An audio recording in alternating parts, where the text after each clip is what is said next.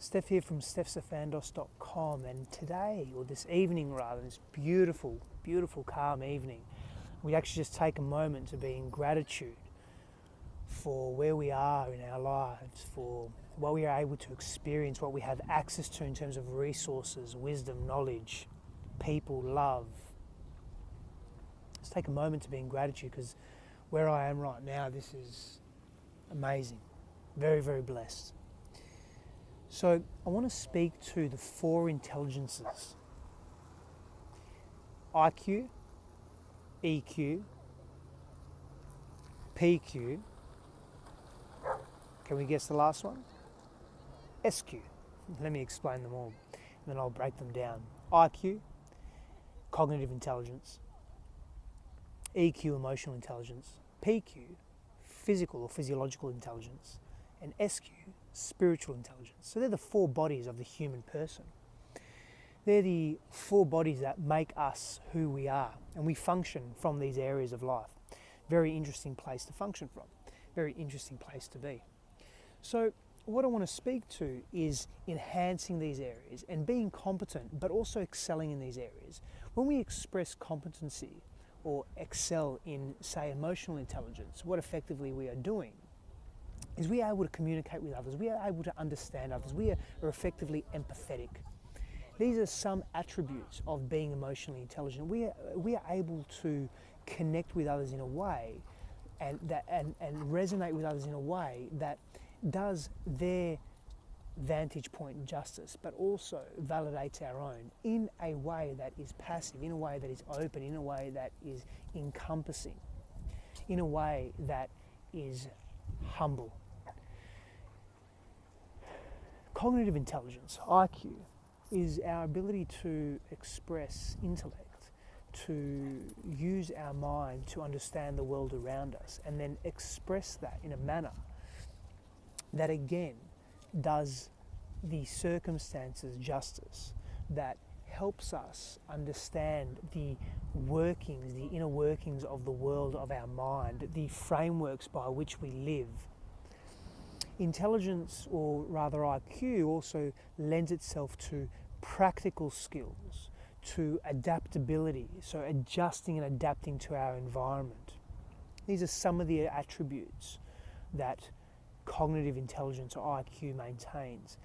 Being physically competent or excelling in physiological intelligence or physical intelligence is our ability to control and master our body, is our ability to understand the function and movement of our body, is our ability to take our body through different ranges of motion and different ranges of movement, and to be able to do that with confidence, with prowess, with skill.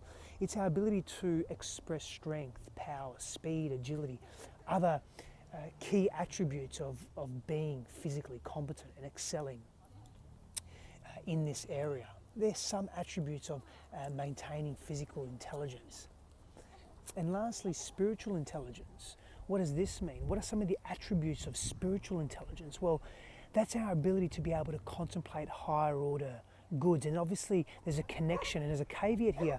These bodies work in sync with each other. They integrate with each other at all times. You're never using one aspect of intelligence. So for example, we're never only using the physical intelligence or expressing physical intelligence. We will also be utilizing our emotional intelligence or our IQ as well, to help us distinguish spatial awareness and so forth, and to help us calculate distances, to help us understand what we are doing and the range that we're moving through. So as a caveat here to understand is that all intelligences will always work in synchronicity with each other. But back to spiritual intelligence, it's our ability to contemplate worlds and existences and realities beyond our physical senses. It's our ability to discuss the metaphysical. It's our ability to move into and dive deeply into the metaphysical. It's our ability to connect to kinesthetically and feel, but also intuitively